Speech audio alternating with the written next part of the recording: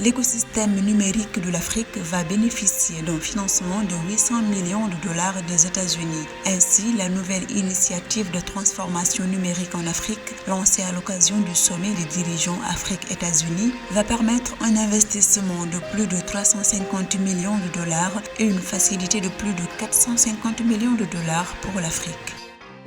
Selon le ministère des Finances mauricien, l'État va émettre une obligation sociale d'1 milliard de dollars pour booster la production d'énergie propre à travers le pays. Maurice vise ainsi à multiplier les obligations qui devraient servir à financer les programmes favorisant la production des énergies renouvelables et la transition vers des transports plus écologiques. C'est dans le cadre du financement de la première série de 3 opérations prévues sur la période 2022-2024 que la Banque mondiale a approuvé un montant de 31 milliards de francs CFA en faveur du Congo. Il s'agit d'un appui aux politiques de développement du gouvernement congolais visant à favoriser la reprise économique du pays.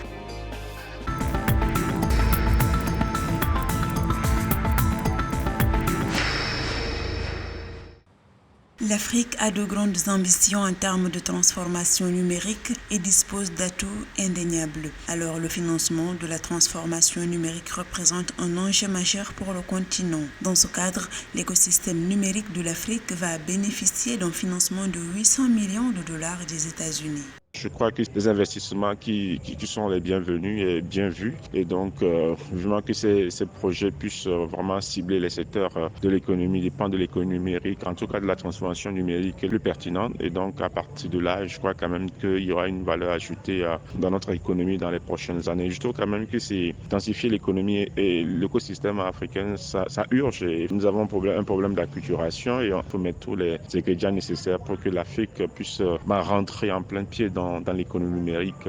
La Banque mondiale indique que l'économie numérique du continent a un potentiel de 180 milliards de dollars supplémentaires de produits intérieurs bruts d'ici 2025. Par ailleurs, l'accès à Internet est un pilier de la transformation numérique en Afrique. Pour connecter chaque citoyen du continent à Internet d'ici 2030, les besoins sont estimés à 100 milliards de dollars.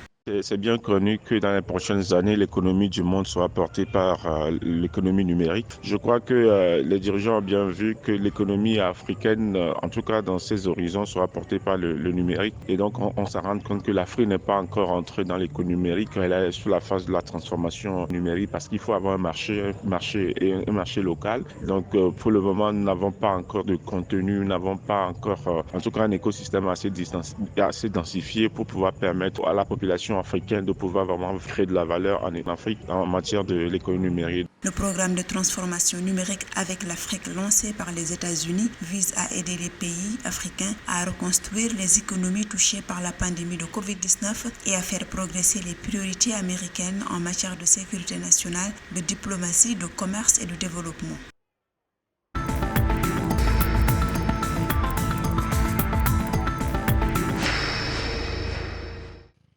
L'île Maurice envisage d'émettre jusqu'à 1 milliard de dollars d'obligations à impact social selon le ministère des Finances du pays. Maurice cherche à cet effet à financer des programmes visant à augmenter la production des énergies renouvelables et à assurer la transition vers des transports plus écologiques. Dans le même temps, le pays œuvre à mettre en place un cadre réglementaire pour permettre l'émission d'obligations vertes, bleues et sociales d'ici la fin de cette année 2022. Par ailleurs, l'île Maurice est l'un des pays les plus vulnérables au changement climatique à l'échelle mondiale.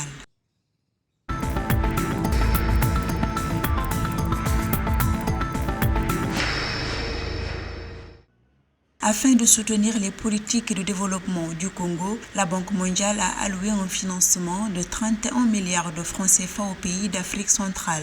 Ces fonds devront soutenir les efforts de réforme entrepris par les autorités congolaises pour améliorer la gouvernance, la mobilisation des recettes et la gestion des finances publiques et créer les conditions d'une croissance inclusive et durable dans le pays. Ce décaissement est la première d'une série de 3 opérations prévues sur la période 2022-2024 afin de placer l'économie du Congo sur la voie de la reprise.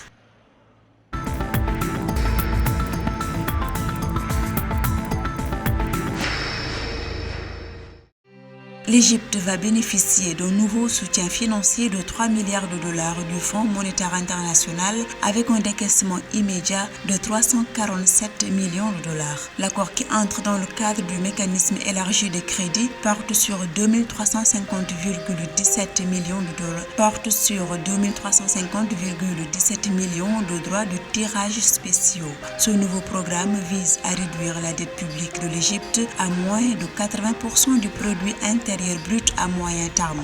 Il financerait une partie du déficit de financement en devises du pays.